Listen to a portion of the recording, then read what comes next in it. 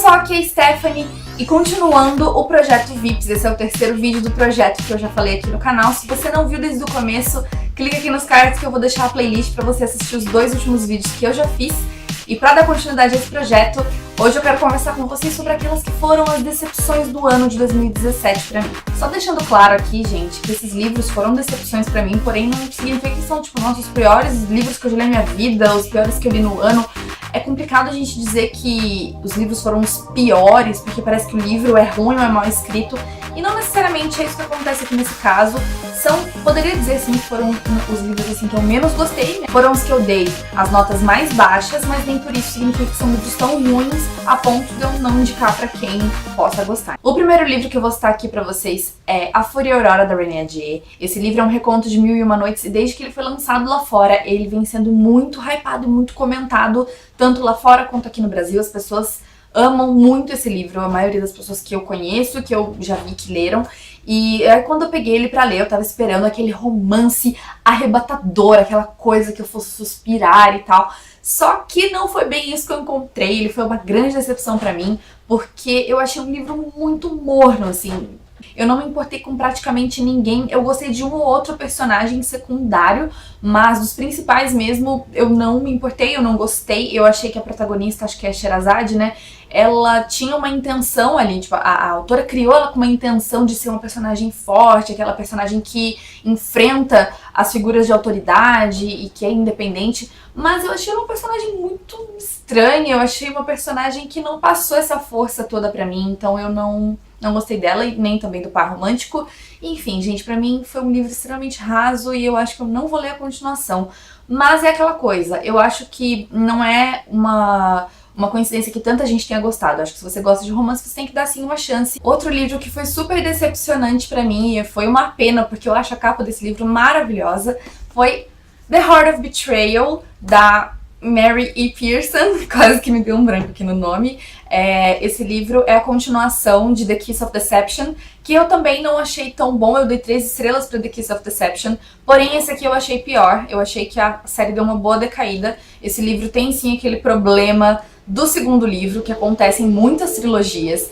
Ele é um livro que acrescenta muito pouco, eu acho, pra história. Eu não quero dar spoilers sobre a história aqui exatamente, né, que acontece, porque tem muito a ver com o primeiro livro, mas é um livro que, assim, num resumo, é a Lia passeando. Eu fiquei com essa lembrança do livro, então eu acho que é um livro também que, assim, é raso, ele não tem grandes momentos. Os momentos mais, assim, intensos do livro são lá no final. Nos últimos capítulos ali dá uma mudada aí, ela faz algumas coisas interessantes, mas eu achei a história, eu não sei, gente, eu não sei o que eu esperava exatamente. Desde o começo, quando eu peguei The Kiss of Deception pra ler, eu acho que eu esperava, assim, uma fantasia, aquela coisa, assim, intensa, e eu não encontrei isso, sabe? Eu encontrei um romance bem mais ou menos, com um triângulo amoroso. E aí nesse segundo livro, o triângulo mais, assim, ele fica meio que pendendo para um lado, mas aí a Lia é muito confusa, ela não sabe direito o que ela quer, e me deixa muito, assim, espantada como tanta gente gosta, sabe? Eu fico realmente, assim, sem entender. Eu não sei se eu acho que deve ser o problema, deve ser comigo, porque realmente eu não consigo enxergar o que tanta gente vê nesse livro, porém é aquela coisa. Já chegamos no segundo livro da trilogia, então provavelmente vamos ler o terceiro. Outro livro que eu li em e-book em 2017, assim como A Fúria e a Aurora, e coloquei a capinha, vou colocar a capinha desse que vou falar agora aqui também, foi Aristóteles e Dante Descobrem os Segredos do Universo. Vamos lá deixar bem claro aqui, como eu falei no começo, não significa que os livros que eu estou falando aqui são ruins, tá, gente? E eu acho que Aridante é a maior prova disso. Esse livro não é ruim de maneira alguma. Eu dei uma nota baixa? Dei. Só que eu não acho esse livro ruim. Acho que eu fiz resenha de todos esses livros, eu não tenho certeza agora, mas o que tiver resenha, eu vou até colocar a resenha aqui na descrição para que vocês possam ler e entender bem quais foram as minhas opiniões sobre cada um deles. E Aridante é o seguinte, eu acho que Aridante foi escrito para um público muito específico. Eu não tô aqui dizendo que livro LGBT só pode ser lido pelo público LGBT, muito pelo contrário, eu acho que livros LGBT têm que ser lidos por todos. Só que no caso de Aridante especificamente, eu acho que ele foi escrito para um público muito específico mesmo. Eu acho que é muito mais fácil determinadas pessoas se identificarem com essa história, entendeu? Eu tive muita dificuldade de me identificar, principalmente com o Ari, porque eu achei um menino, assim, muito difícil de ler, sabe? Eu achei que ele é aquele adolescente muito padrão, assim, que reclama demais de tudo. E por mais que isso não seja mentira, né, os adolescentes eles reclamam mesmo, eu quando era adolescente reclamava muito da minha vida, mas eu acho que isso se torna um pouco maçante e repetitivo às vezes, sabe? Então, assim, o meu problema mais foi com o Ari e também com o fato da história, ela não ser exatamente aquela história que vai, assim, digamos, vai crescendo dentro de você e vai te mostrando coisas e no final tem aquela conclusão, tipo, não é assim, sabe? Eu realmente entendo, se você ama Aridante, se você quer que todo mundo leia, eu também acho que todo mundo tem que ler, apesar de achar que é um público específico que vai gostar mais. Mas eu acho que as pessoas têm que ler porque o Benjamin, não sei como é que fala o nome dele, o autor, ele tem uma escrita que ela é muito cheia de metáforas, então ela tem aquelas frases, ele tem, né, aquela coisa de escrever frases que realmente falam com a gente, sabe? Você lê e fica, nossa gente, que bonito isso que ele falou. Então é legal pra gente refletir sobre a vida mesmo como um todo. E esse livro ele tem boas lições, assim, ele trata de assuntos muito importantes. Eu achei legal o aspecto de família, de homofobia, de cultura também, porque são culturas diferentes que são faladas, assim, diferentes que eu digo por não serem abordadas com tanta frequência, né? Então é legal ver determinadas culturas sendo abordadas aqui, né, como no caso desse livro. Porém, ainda assim, foi um livro que me decepcionou bastante, eu esperava uma coisa, não foi o que eu encontrei, então por isso ele está aparecendo aqui na lista, tá bom? O próximo livro que eu vou falar eu já citei aqui no canal num vídeo anterior, se eu não me engano foi no primeiro vídeo do Vips, e eu falei que eu ia falar novamente sobre ele aqui, então chegou a hora, que é 1000 Beijos de Garoto, da Tillie Cole. Esse livro que é um romance, daqueles romances melosos e profundos e bem românticos, e vocês sabem que eu tenho um pouquinho de dificuldade com o livro assim. Eu ainda insisto na leitura deles porque eu sempre acabo esperando me surpreender, eu sempre espero que eu vá gostar, que me mostre coisa diferente, alguma coisa diferente, e então eu tava com essa expectativa aqui, e todo mundo falava que era uma história tão linda, e que tinha um final tão lindo, que era tudo tão lindo, e eu, ai meu Deus, eu vou ler. Então eu tive uma grandíssima decepção quando eu li 1000 Beijos de Garoto, e eu vou explicar pra vocês os motivos aqui, mas bem rapidamente, tá? Esse livro, ele conta uma história de amor que começa entre duas pessoas, entre um menino e uma menina, desde que eles são crianças, mas assim, bem pequenininhos mesmo, e mostra até a adolescência e também alguns anos depois. Lá no começo, né, bem no comecinho da história, quando eles ainda são crianças, eu achei a coisa mais fofa, sabe aquela coisa meio Meu Primeiro Amor, aqueles livros assim, aqueles filmes, né, de antigamente, aquela coisa assim que mexe mesmo com a gente, fala no coração, você fala, ai gente, que lindo, assim, né, os dois são fofinhos e tal. Mas depois, o meu problema foi mais quando eles já estão um pouquinho mais velhos e aí acontecem determinadas coisas que separam eles, depois eles acabam voltando. E aí, nesse meio tempo é que eu não consegui me conectar com essa história.